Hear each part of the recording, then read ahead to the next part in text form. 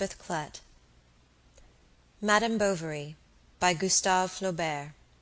Translated by Eleanor Marks Aveling. Part 2, Chapter 1. Yonville-l'Abbaye, so called from an old Capuchin abbey of which not even the ruins remain, is a market town 24 miles from Rouen, between the Abbeville and Beauvais roads, at the foot of a valley watered by the Rieule, a little river that runs into the Andelle after turning 3 water-mills near its mouth, where there are a few trout that the lads amuse themselves by fishing for on Sundays. We leave the high road at La Boissière and keep straight on to the top of the Le hill, whence the valley is seen. The river that runs through it makes of it, as it were, 2 regions with distinct physiognomies. All on the left is pasture land, all of the right arable. The meadow stretches under a bulge of low hills to join at the back with the pasture land of the Bray country, while on the eastern side, the plain, gently rising, broadens out, showing as far as eye can follow its blond cornfields. The water, flowing by the grass, divides with a white line the color of the roads and of the plains, and the country is like a great unfolded mantle with a green velvet cape bordered with a fringe of silver. Before us, on the verge of the horizon, lie the oaks of the forest of Argueil, with the steeps of the Saint-Jean hills scarred from top to bottom with red irregular lines. They are rain tracks, and these brick tones standing out in narrow streaks against the grey color of the mountain are due to the quantity of iron springs that flow beyond in the neighboring country. Here we are on the confines of Normandy, Picardy, and the Ile-de-France, a bastard land whose language is without accent and its landscape is without character.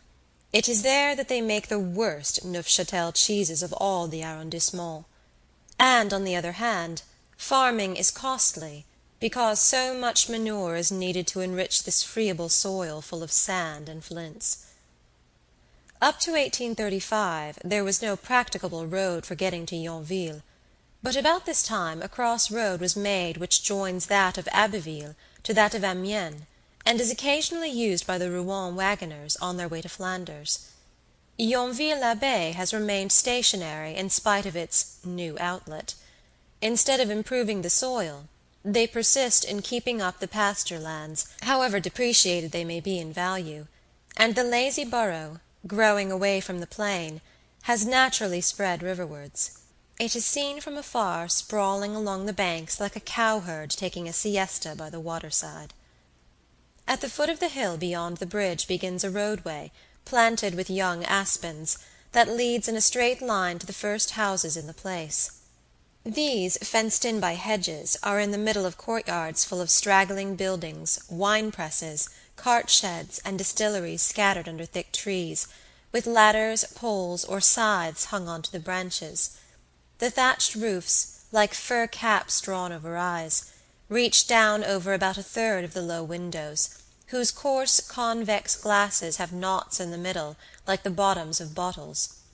Against the plaster wall diagonally crossed by black joists, a meagre pear-tree sometimes leans, and the ground floors have at their door a small swing gate to keep out the chicks that come pilfering crumbs of bread steeped in cider on the threshold. But the courtyards grow narrower, the houses closer together, and the fences disappear. A bundle of ferns swings under a window from the end of a broomstick. There is a blacksmith's forge, and then a wheelwright's, with 2 or 3 new carts outside that partly block the way. Then across an open space appears a white house beyond a grass mound, ornamented by a cupid, his finger on his lips.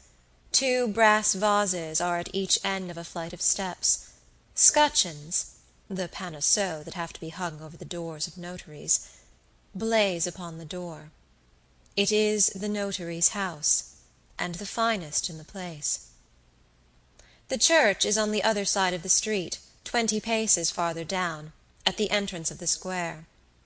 The little cemetery that surrounds it, closed in by a wall breast-high, is so full of graves that the old stones, level with the ground, form a continuous pavement, on which the grass of itself has marked out regular green squares. The church was rebuilt during the last years of the reign of Charles X. The wooden roof is beginning to rot from the top, and here and there has black hollows in its blue color. Over the door, where the organ should be, is a loft for the men, with a spiral staircase that reverberates under their wooden shoes. The daylight coming through the plain glass windows falls obliquely upon the pews ranged along the walls, which are adorned here and there with a straw mat bearing beneath it the words in large letters, "Mr. So-and-so's pew." Farther on, at a spot where the building narrows, the confessional forms a pendant to a statuette of the Virgin, clothed in a satin robe, coiffed with a tulle veil sprinkled with silver stars, and with red cheeks, like an idol of the Sandwich Islands, and finally a copy of the Holy Family presented by the Minister of the Interior, overlooking the high altar, between 4 candlesticks, closes in the perspective. The choir stalls, of deal wood, have been left unpainted. The market, that is to say, a tiled roof supported by some 20 posts, occupies of itself about half the public square of Yonville.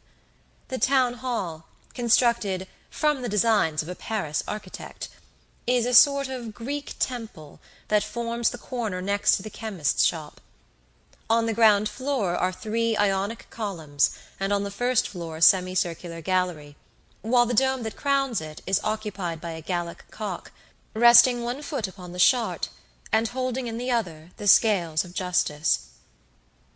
But that which most attracts the eye is opposite the Lion d'Or inn, the chemist's shop of Monsieur Homais.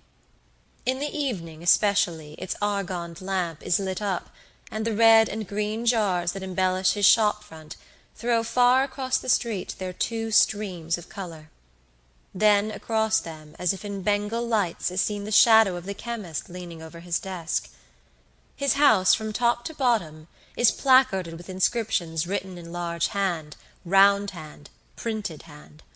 Vichy, seltzer, barège waters, blood purifiers, Raspail patent medicine, Arabian racahout, Darcet lozenges, Regnol paste, trusses, baths, hygienic chocolate, etc.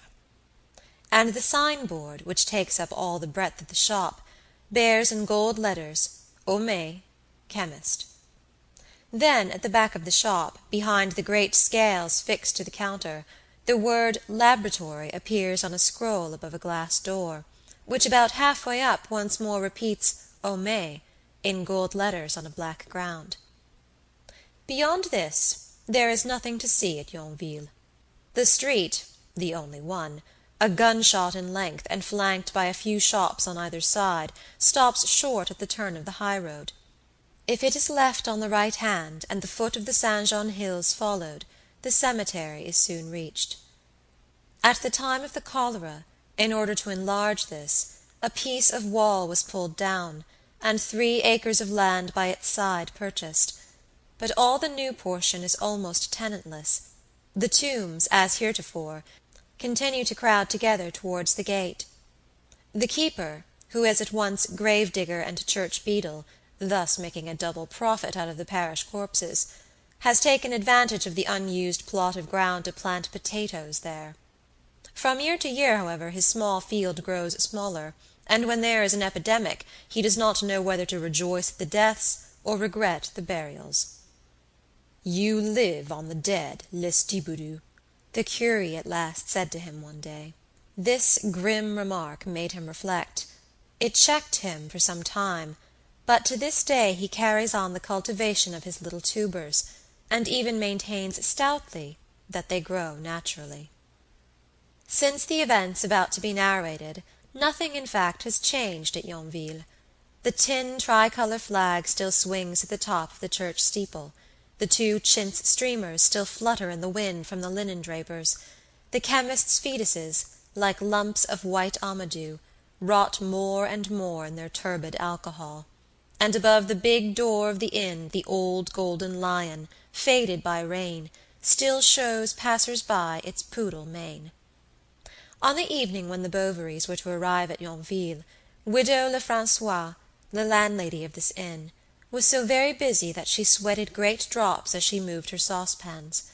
Tomorrow was market day. The meat had to be cut beforehand, the fowls drawn, the soup and coffee made.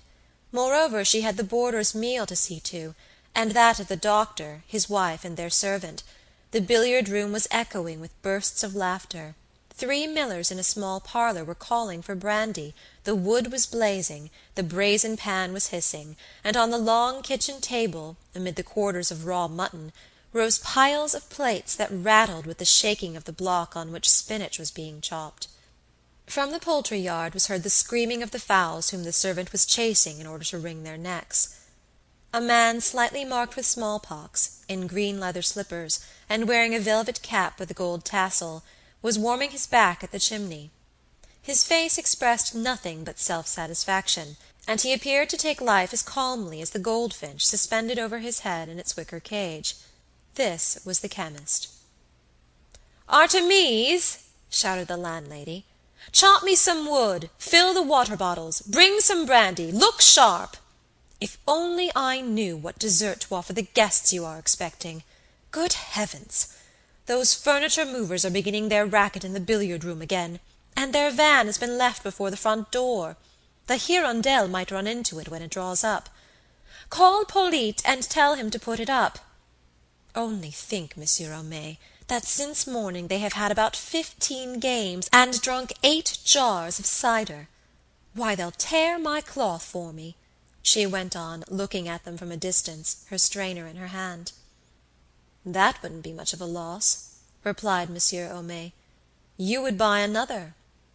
"Another billiard-table?" exclaimed the widow. "Since that one is coming to pieces, Madame Lefrancois. I tell you again you are doing yourself harm, much harm. And besides, players now want narrow pockets and heavy cues. Hazards aren't played now. Everything is changed. One must keep pace with the times. Just look at Tellier." The hostess reddened with vexation. The chemist went on. "You may say what you like. His table is better than yours, and if one were to think, for example, of getting up a patriotic pool for Poland or the sufferers from the Lyons floods—" "It isn't beggars like him that'll frighten us," interrupted the landlady, shrugging her fat shoulders. "Come, come, Monsieur Homais. As long as the Lion d'Or exists, people will come to it. We've feathered our nest, while one of these days you'll find the Café Français closed with a big placard on the shutters. Change my billiard-table," she went on, speaking to herself. "The table that comes in so handy for folding the washing, and on which in the hunting season I have slept 6 visitors. But that dawdler, Hivert, doesn't come." "Are you waiting for him for your gentleman's dinner?" "Wait for him? And what about Monsieur Binet? As the clock strikes 6 you'll see him come in, for he hasn't his equal under the sun for punctuality. He must always have his seat in the small parlour. He'd rather die than dine anywhere else. And so squeamish as he is, and so particular about the cider. Not like Monsieur Léon. He sometimes comes at 7, or even half-past, and he doesn't so much as look at what he eats. Such a nice young man. Never speaks a rough word." "Well, you see, there's a great difference between an educated man and an old carabineer who is now a tax-collector." 6 o'clock struck. Binet came in. He wore a blue frock-coat falling in a straight line round his thin body, and his leather cap, with its lappets knotted over the top of his head with string, showed under the turned-up peak a bald forehead, flattened by the constant wearing of a helmet. He wore a black cloth waistcoat, a hair collar, grey trousers, and all the year round well-blacked boots that had 2 parallel swellings due to the sticking out of his big toes. Not a hair stood out from the regular line of fair whiskers, which, encircling his jaws, framed, after the fashion of a garden border, his long, wan face, whose eyes were small and the nose hooked. Clever at all games of cards, a good hunter, and writing a fine hand, he had at home a lathe, and amused himself by turning napkin rings, with which he filled up his house, with the jealousy of an artist and the egotism of a bourgeois. He went to the small parlour, but the 3 millers had to be got out first, and during the whole time necessary for laying the cloth, Binet remained silent in his place near the stove. Then he shut the door and took off his cap in his usual way. "It isn't with saying civil things that he'll wear out his tongue," said the chemist, as soon as he was along with the landlady. "He never talks more," she replied. "Last week 2 travellers in the cloth line were here, such clever chaps who told such jokes in the evening that I fairly cried with laughing, and he stood there like a dab fish and never said a word." "Yes," observed the chemist, "no imagination, no sallies, nothing that makes the society man." "Yet they say he has parts," objected the landlady. "Parts!" replied Monsieur Homais. "He parts! In his own line it is possible," he added in a calmer tone. And he went on. "Ha! That a merchant, who has large connections, a jurisconsult, a doctor, a chemist, should be thus absent-minded, that they should become whimsical or even peevish, I can understand. Such cases are cited in history. But at least it is because they are thinking of something. Myself, for example, how often has it happened to me to look on the bureau for my pen to write a label, and to find, after all, that I had put it behind my ear?" Madame Lefrancois just then went to the door to see if the Hirondelle were not coming. She started. A man dressed in black suddenly came into the kitchen. By the last gleam of twilight one could see that his face was rubicund and his form athletic. "What can I do for you, Monsieur le Curé?" asked the landlady, as she reached down from the chimney one of the copper candlesticks placed with their candles in a row. "Will you take something? A thimbleful of cassis?" (black currant liquor). "A glass of wine?"